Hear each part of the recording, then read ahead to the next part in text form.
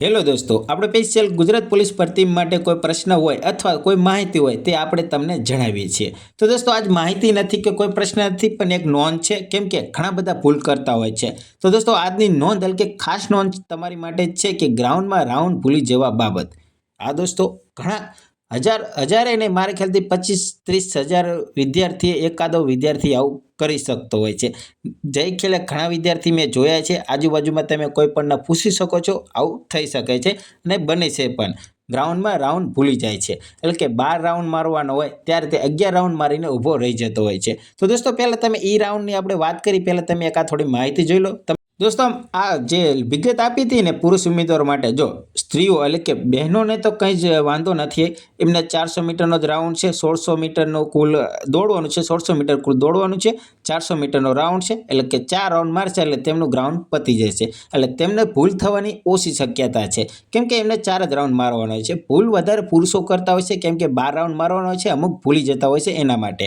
અને તમને એવું લાગતું હોય તો તમે આજુબાજુ કોઈ વિદ્યાર્થી જે ખેલે ભરતીમાં જે ગ્રાઉન્ડ કરવા ગયા હોય ને તો તેમને પૂછી જોજો, એક રાઉન્ડમાં એકાદો તેવો વિદ્યાર્થી નીકળતો જ હતો કે જે રાઉન્ડ ભૂલી ગયો હોય. એટલે તમે ખાસ યાદ રાખજો. અને જો આપણે આ થોડીક માહિતી આપણે મળે છે તે તમને જણાવી દઉં કે 5000 મીટર દોડમાં 400 જે અમુક ગ્રાઉન્ડમાં બે પ્રકારના ગ્રાઉન્ડ છે. અમુક ગ્રાઉન્ડમાં 416.66 મીટરના 12 રાઉન્ડ હશે, અને અથવા જો અમુક ગ્રાઉન્ડ નાના હશે ને તો એ 384.61 મીટરના હશે, તે 13 રાઉન્ડ હશે.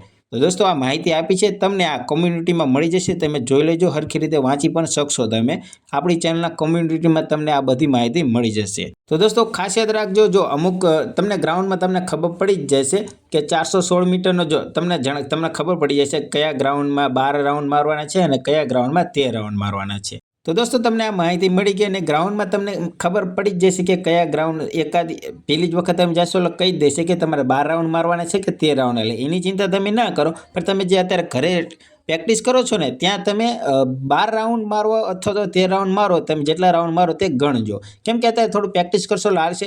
અહીંયા આપણે અમુક સુવિધા પણ ઉપલબ્ધ હોય છે, રીંગું આપણે હાથમાં આપી દે છે, 12 રીંગું લેવાની, પછી એક રીંગ નાખતી જવાની હોય છે, એવી રીતે હોય છે. તેમાં પણ કેટલા ભૂલ કરતા હોય છે, એટલે તમારી ઉપર જાય છે. તમે જો રાઉન્ડમાં જો ભૂલ કરી શકતા હોય તો મારા ખ્યાલથી તમે નોકરી તો ન જ કરી શકો, કેમ કે આપણે નોકરી માટે યાર રાઉન્ડ મારવાની છે ને. રાઉન્ડ જો તમે ભૂલી જાઓ તો તમે શું યાર નોકરી કરવાની છે. એટલે તમને જો કોઈને ખોટું લાગતું હોય તો સોરી, પણ જે રાઉન્ડ ભૂલી જાય તે પોલીસની નોકરી કરવા માટે હકદાર નથી મારા ખ્યાલથી. કેમ કે જો રાઉન્ડ ભૂલી જતો હોય અમુક વિદ્યાર્થી એમ કે ભૂલ થઈ જાય, પણ આ ભૂલ કહેવાય. ટૂંકમાં પરીક્ષા જ મહત્વની છે, ગ્રાઉન્ડ જ મહત્વનું. ગ્રાઉન્ડ પછી પરીક્ષા આપવાની છે, પોલીસની નોકરીની વાત છે. અને આપણે ગુજરાતમાં પોલીસની નોકરીની વાત હોય એટલે કેવી, આપણે જો તલાટીની એક્ઝામ આવી જાય, બીજી બધી પરીક્ષા આવી જાય એક સાઈડ, ને પોલીસની ભરતી એક સાઈડ. પોલીસની ભરતીમાં આખા ગામની નજર હોય, તલાટીમાં MPSW અલગ અલગ કેટલી ભરતીઓ આવે, બિન સચિવાલય કેટલી ભરતીઓ હોય, પણ એમાં ઓછું ધ્યાન હોય બધાનું, પણ પોલીસની ભરતીમાં બધાનું ધ્યાન હોય. એટલે તમે યાદ રાખજો, પોલીસની ભરતી આપણે માટે મહત્વની છે. જો તમે આમ ગ્રાઉન્ડ ફેલ થાવ ને તો વાત અલગ છે, પણ તમે રાઉન્ડ ભૂલ, તમારું જો 19માં પૂરું થતું હોય, તમે 19માં પૂરું થતું હોય, તમે એક રાઉન્ડ ભૂલી જાઓ એટલે 22માં થતું હોય, 23માં થતું હોય.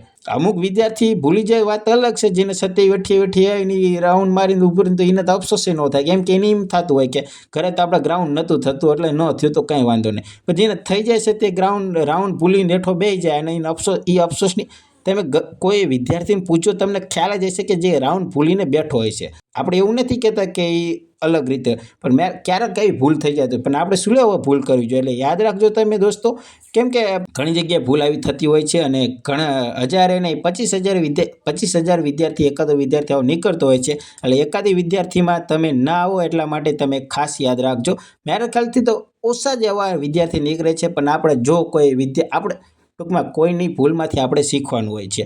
એટલે આપણે જય ખેલે ભૂલ ઘણા વિદ્યાર્થીએ કરી હતી, જે સારી તૈયારી પણ કરતો હતો અને સારું ગ્રાઉન્ડ પણ પૂરું કરી શકતો હતો. તે આવી રીતે ગ્રાઉન્ડમાં ભૂલ કરીને બેસી ગયો હતો.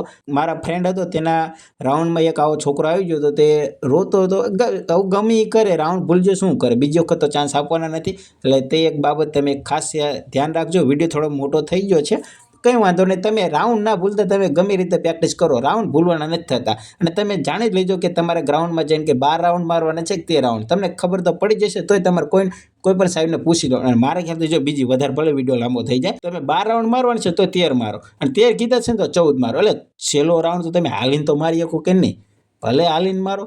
અને કોઈ બીજા જે છોકરા દોડતા હોય તેને સપોર્ટ કરવાનો, ચાલો થોડોક ટાઈમ છે, ચલો થોડોક ટાઈમ છે, દોડ પૂરું થઈ જશે આ તે. તો એ રીતે તમે તાળી ઉપાડીને અથવા તો રાઈડ ઉપાડીને તમે સપોર્ટ કરી શકો છો, તેને જોશમાં લાવી શકો છો.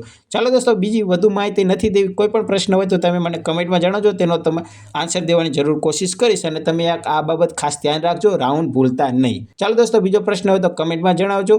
અને દોસ્તો થોડો સપોર્ટ કરજો, વિડીયોને શેર કરજો, કોઈ વિદ્યાર્થી આવી ભૂલ ના કરે તેના માટે. તો ચાલો દોસ્તો, જય હિન્દ, જય ભારત.